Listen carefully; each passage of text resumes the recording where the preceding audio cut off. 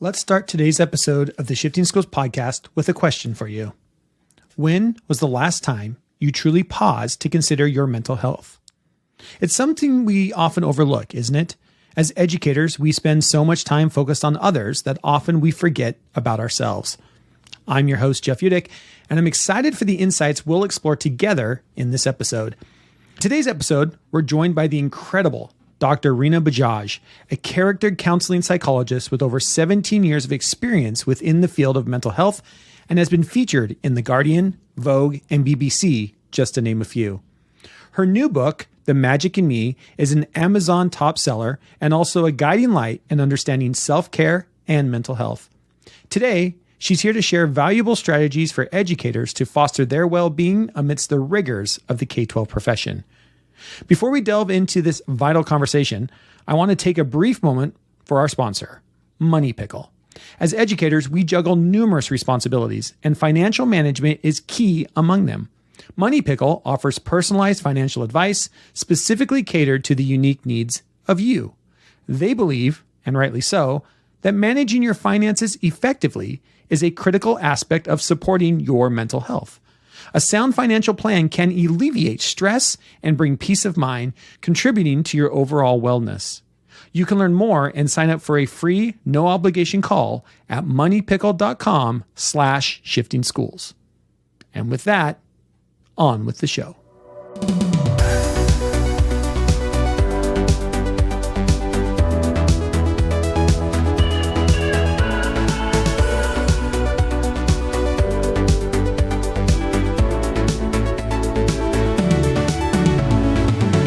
Well, Rina Bajaj, it's nice to have you here on the podcast today. And we're going to jump right in with our questions because we want to make sure that we use your time well to get the information out to educators and school leaders here around the idea of mental health and taking care of ourselves in K-12 education. So my first question for you is, your work has been in so many places. You've written for The Guardian, for Vogue, for BBC. Your new book, The Magic in Me, is about building better relationships with ourselves and key people in our lives. Can you talk more about what it means to improve our relationships we have with ourselves? Yeah. Thanks. I'm a really firm believer that the relationship that we have with ourselves really sets the tone for the way that we think, the way that we feel, the way that we behave, and our relationships that we build around us. So it also influences our responses to things. So we are at the core of kind of our interventions and our interactions. And so I think when we're thinking about the relationship with ourselves, we are thinking about a number of different elements. And I think we have to view this as a work in progress. So we don't get to a point where we're suddenly like, oh yeah, the relationship with myself is great. There'll always be things that trigger us. There'll always be things that throw us off. So my emphasis is always on coping rather than cure. So I encourage kind of a continuous sort of self-reflection, no matter how challenging that can be at times. But I think there's quite a few elements to this, which, you know, it's useful to think about. So self-awareness is probably like stage one. And that sounds simple, but it can be hard at times to really tune into our thoughts and feelings. You know, if you think about how we cope, a lot of the time it's to avoid situations or people, or just keep going, just fill your time. And so really building in that time to stop and pause is an important part of just connecting with what's going on for you, either in terms of your emotions or your thoughts or your body. And that can sometimes be uncomfortable, but it's a really important part to start to open up the box, see what's in there, and then be able to put the lid back on when you need to, or have a reaction or an action when you need to as well.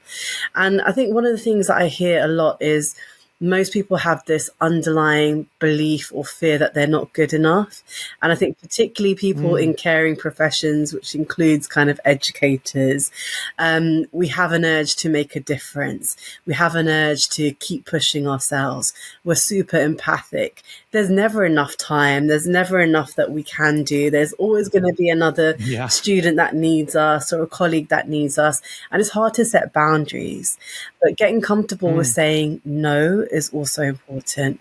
So if you think of yourself as a glass of water, if you keep filling up the glass, at some point you're going to overflow. So saying no and putting in boundaries and proactively thinking about what fills you up but also empties you. So your self-care, exercise, whether it's healthy eating, whether it's even just doing the activities that you enjoy, taking a time to kind of balance what you give and what you receive is a really important part to be able to do your role. It's not a nice add-on. It's actually quite essential to be able to keep functioning, but also thriving rather than surviving. So I'd be thinking about things like self-compassion, your boundaries. But one of the key things for me is our self-talk. So we have up to 100,000 thoughts a day, and we don't pay attention to most of them. So I think about 93% are, it's that internal chatter in your head. And we don't really pay attention to that. But when we start to tune in to how we're feeling, if we're in a bit of a low, we probably want to check in with our thoughts. So what are we actually saying to ourselves? Are we skewed more towards negative and self-critical thoughts, or are we more balanced? And just because you're having some critical thoughts, it doesn't mean you're a negative person. It just means that it's become your way of talking to yourself. So that would be one of the key things for me, is really tuning into your internal dialogue, and just thinking about how you replace some of those self-critical or negative thoughts, like I'm not good enough, I'm not doing enough, with some kind of more balanced thoughts. So, I'm doing what I can, I'm doing what's in my control. And I think schools and kind of educational settings, just by the nature of them, are quite reactive. So I think you can go in and have a plan for the day. But as we know, things come up and that just throws your whole plan. Yeah. All too often, yeah. And, with the best will in the world, sometimes we have to just react, whether it's like a safeguarding or a risk or something that comes up. But just really thinking about how you're mindful in the moment. So taking kind of mini mindful breaks to just be present is a really important part of sustaining yourself, and just watching things like burnout. So it's the tuning in and then the tuning out when you need to. I like that. The tuning into yourself and then knowing how to tune out. I like this idea too, and I think it fits a lot with the idea in education. In education, we talk a lot about, especially with our students, around this idea of a growth mindset, this idea that you've never arrived. And I think that idea of working on oneself is that same idea. You're never going to master yourself, right? Like there's this constant, like, how do I improve, or what do I need to improve, or why am I reacting this way to a situation? I just like that, because I think a lot of educators can understand that in a way that is a lot of what we're trying to do with our students as well, of just having this, what's one little tweak that I can make today. Can you talk a little bit about what are some strategies around this idea of self-talk? I really like this idea. If I'm somebody who finds myself having a lot of just negative, like I'm starting to reflect on it and I have a lot of negative self-talk, are there any strategies that you have to try to get you out of that self-talk, like try to get back to a neutral? So there are a few strategies. I think one of them is to, first of all, catch your thoughts. So really tune in and go, okay, what am I saying to myself here? And the way that you'll know is because you'll either feel different, or your body will have a reaction, or your behavior will tell you that you're not doing something which is perhaps as healthy for you. So for example, if you're reaching for a glass of wine at the end of each day to manage stress, then that's okay, but you kind of want to be more conscious about that. Like, is that the healthiest thing?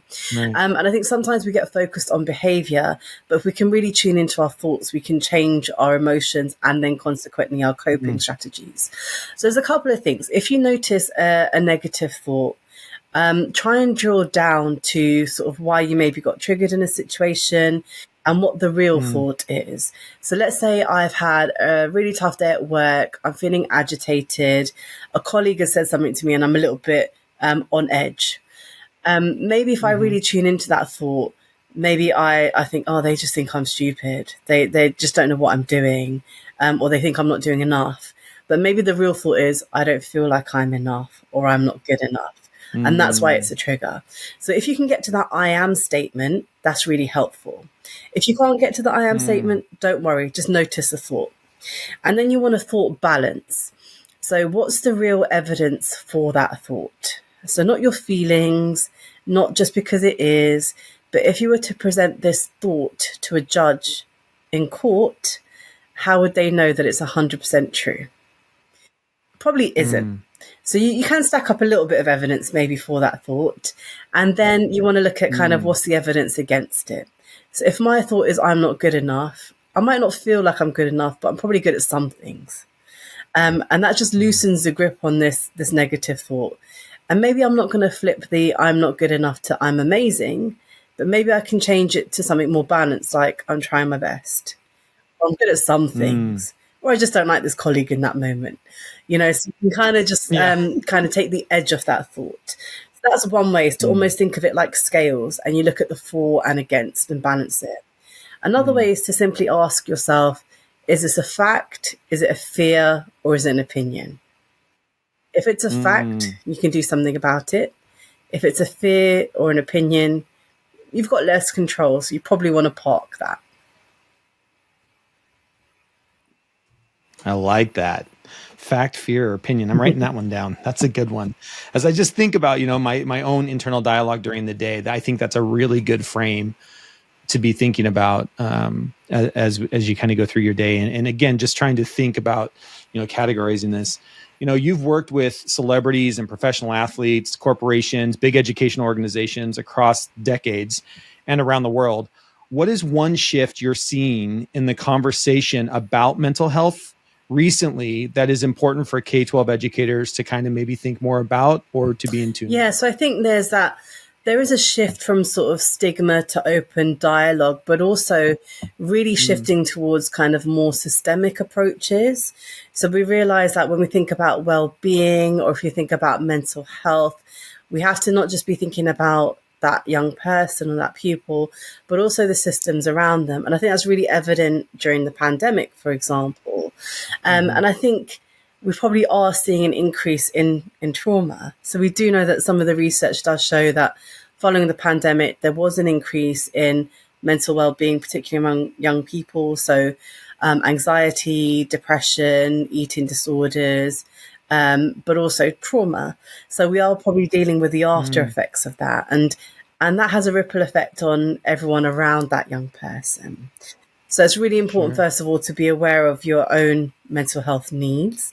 And, you're going to have good days and bad days, but you kind of want to understand where you might be slipping towards either struggling and needing some support, or perhaps moving towards burnout as well.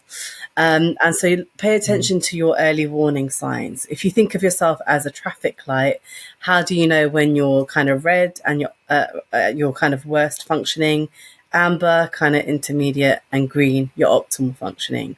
And that will just give you some idea of how you can continue to check in with yourself. So if we're thinking about kind of this systemic way, then obviously mental health education is really important. And, would encourage people to just think about their curriculum and how you make talking about mental health a more natural part of that. But then that also has to be mirrored in the systems around that young person. So how are you supporting staff well-being? Where are the opportunities for staff to engage in conversations or create a buddy system, or to have some sort of reflective practice or supervision? Because, a lot of the time educators are dealing with a lot of different things that mental health professionals might have support in place for, but you're dealing with that within a school context. And then how do you engage sort of parents and carers as well into the school community? So those are the things to sort of consider. I think you also want to think about your pathways. So what are the pathways both for teacher well-being? So do you have like an employee assistance program or something else that teachers can engage with? And sort of in my experience in the UK, I find that schools are paying for EAPs, but they don't know they even have that support. So, how is that communicated? And a lot of the time there's an anxiety around whether that's confidential or not, but it is. So, that is a space where you can get that support. And then how are you kind of creating the pathways, linking in with other mental health professionals and creating those kind of collaborative, community-based support systems. But if we think about mental health as well, another thing to consider is equity. So we do know that, the pandemic, for example, and just mental health in general, there are more vulnerable groups, and that will include educators as well. So a couple of examples are those from Black and minority ethnic communities, but also those who identify as LGBTQ+. So the reason for that is sort of stigma, shame, access to services, an understanding of that young person's experience or that adult's experience. So we do probably want to be taking a trauma-informed lens when we kind of look at schools now. And that will help with the healing. And I think schools and educational settings can also be a really powerful place to do that too.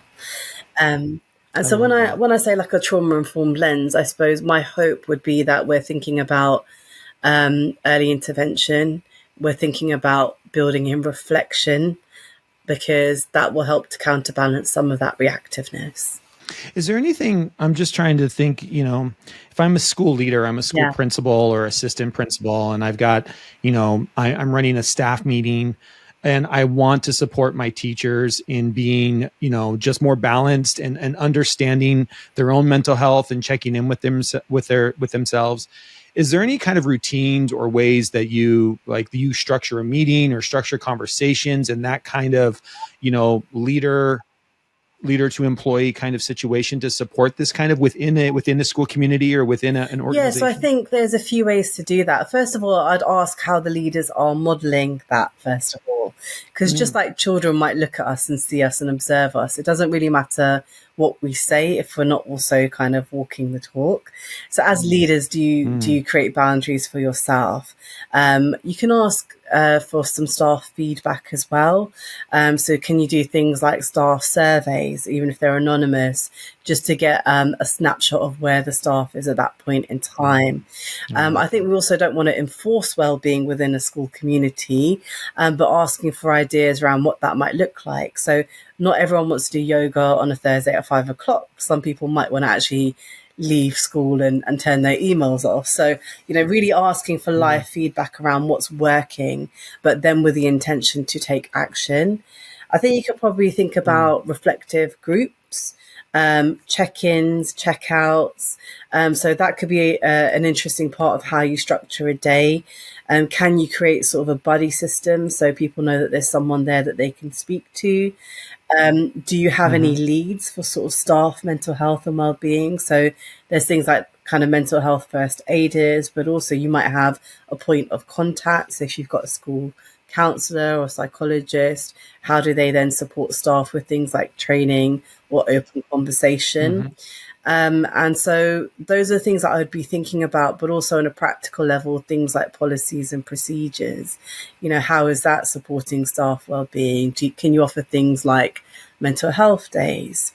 On a really one-to-one level, I would say that well-being should be on the agenda of any conversation, even a line management conversation. That's just a natural way to sort of check in and have that on the agenda.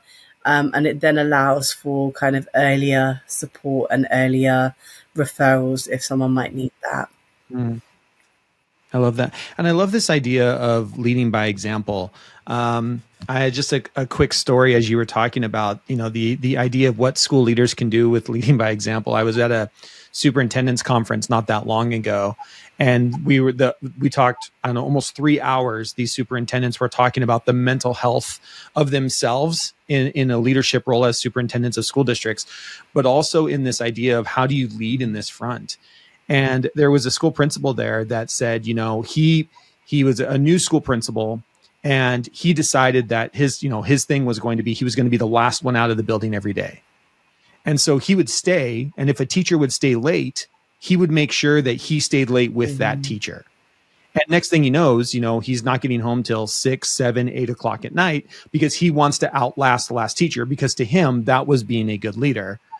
But what he, as he reflected on it, what he was doing is he was setting up a structure that was not healthy for himself, but also was setting up a structure that he wasn't being a good leader in this idea of taking care of oneself, because he was trying to outlast his employees. And as soon as he switched his own mindset, where he gave himself permission that on Wednesdays, he went home at 3 o'clock. On Thursdays, he made sure he made every one of his students or every one of his children's basketball games. And the staff knew that. And by giving himself permission to leave work early to go do the things that he wanted to do and needed to do to take care of himself, he said his staff also then started to leave earlier to go take care of themselves as well. And I think sometimes we get caught in these mental mindsets of being a good leader means being the last one in the building, or being a good leader means being the first one there before the janitor unlocks in the morning. And we set ourselves up in these mental mindsets that not only is not good for us, but then is also like giving out this idea of what being a good employee is, or what your expectation is that you should be staying to 6 o'clock because the principal stayed until 6:30, type of thing. So I like that idea of just how as leaders, and every teacher's a leader as well, right? We are leaders to our kids. Principals are leaders to their kids and the employees within that school. How are you setting examples to show this idea of taking care of oneself is critically important in being the best person that you can be? Yeah, I love that. That's such a great example. And I definitely would echo that it's about how we model that. And actually we can get caught up in thinking that it's about achievement and it's about kind of achieving tasks. But what you're really doing there is creating a emotionally and psychologically safe environment. And actually, if you think about the trickle down effect of that, if young people and children feel safe, academics is going to kind of increase. So, I think if we're thinking about engagement and also achievement, investing in emotional, psychological safety is a key way to do that. Yeah, I love that. I am so excited for our last question because I'm ready to take notes on your answer on this one, because this one is dear to my heart. In a few different places, you've spoken about how helpful it can be to be reflective and this idea of keeping a journal. You talk a lot in a lot of your publications about this idea of keeping a journal. For listeners who may be looking at getting into the practice of keeping a journal, can you maybe give some advice on how to use journaling as a tool for well-being, or ways to maybe get started? I just would love to hear what you have to say. And there's various ways to keep a journal. And the reason why I suggest keeping a journal is precisely to build in that reflective element. And you can call it whatever you want. You can set aside 5 minutes and call it worry time, where you give yourself 5 minutes just to get into your thoughts and feelings. And then after 5 minutes, you stop. Sometimes the anxiety is writing things down. So if you don't want to write things down, you can audio record just to get it out. You can draw, you can create a cryptic code, you can sit, you can reflect, whatever it is that kind of works for you. You can go old school and kind of get a journal with sort of the padlock if you wanted to, whatever kind of connects to you. But there's various ways to kind of get things out. And I think a reason why it can be useful to get into the practice of journaling is because it helps you to zoom out from life.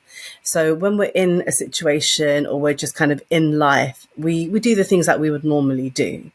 But it gives you a chance just to think about what needs to be dealt with and what can be let go of. So I would suggest just whilst you're starting out, create some consistency and predictability to it, because that will give you a sense of containment. So tag it onto something that you would normally do. So normally what I find is people are very distracted throughout the day. They're busy.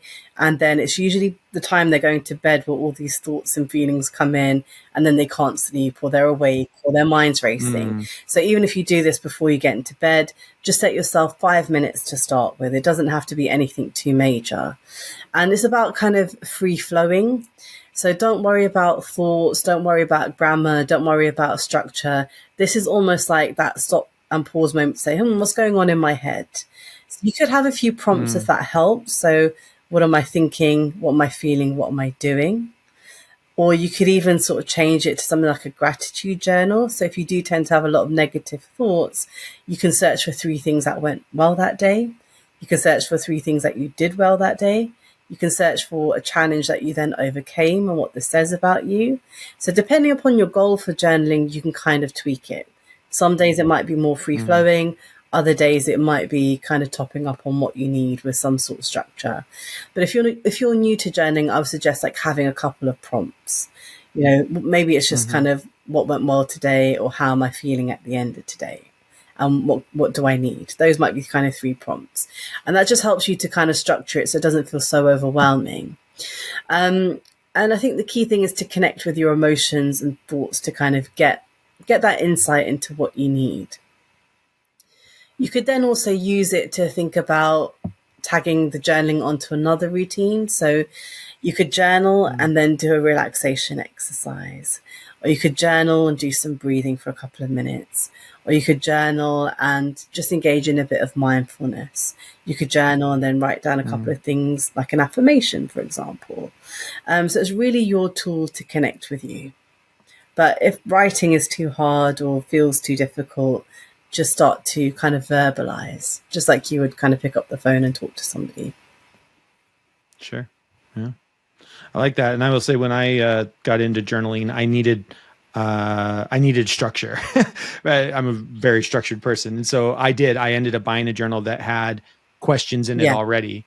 And that just helped me to focus in on, what was it that I was feeling? What is it that I want to accomplish for my goals today? Because a lot of times that's the stuff I need to get off my head. And then, self-reflection being, if I don't finish all those things, I beat myself up about it. So having a place where I could write things down. But for me personally, I needed something more structured, where I have friends who just can open up and just write. And it's just, and I love that. Like, there's no right or wrong way to do it. Right. The idea is just to get things out, just to get things somewhere outside of you can always in some way get felt tips or colors and just pick up a color and even use that just to express your color of the day or whatever. It doesn't have to make sense to anybody else, but it's more that creative exploration and release. That might then be enough just to say, do you know what, I'm red today or I'm blue today. And that doesn't have to make sense to anybody else, but you'll know how that feels in your body. And that could be another way to kind of get things out of your body. I love that. Well, Dr. Rina Bajaj, thank you so much for joining us today. Again, a best-selling book, The Magic in Me. Congratulations on the book, by the way. What was the process like? All my underlying beliefs came out in terms of, I can't do this. I'm not good enough. It was a big reflection journal. Yeah, it was a big reflection journal. And it actually does have some prompts. So I included a reflection after each activity so people can use that to embody new strategies into their lives. Yeah, very, very cool. The book, breaks down three main sections: the relationship with self, relationship with others, and connecting with individuals' own identities. We will make sure that there are links to the book in the show notes as well. Is there any other place that people can go to connect with you if they'd like to learn more about you, or maybe? Yeah, so obviously you can have a look at my website, www.rinabajaj.com, and also Instagram is probably the place that you'll find me. So it's dr.rina.bajaj and LinkedIn. So yeah, feel free to connect. Excellent. And we will make sure all those links are in the show notes. Thank you so much for spending time with us today and talking about this, talking about mental health with K-12 educators. Thank you so much.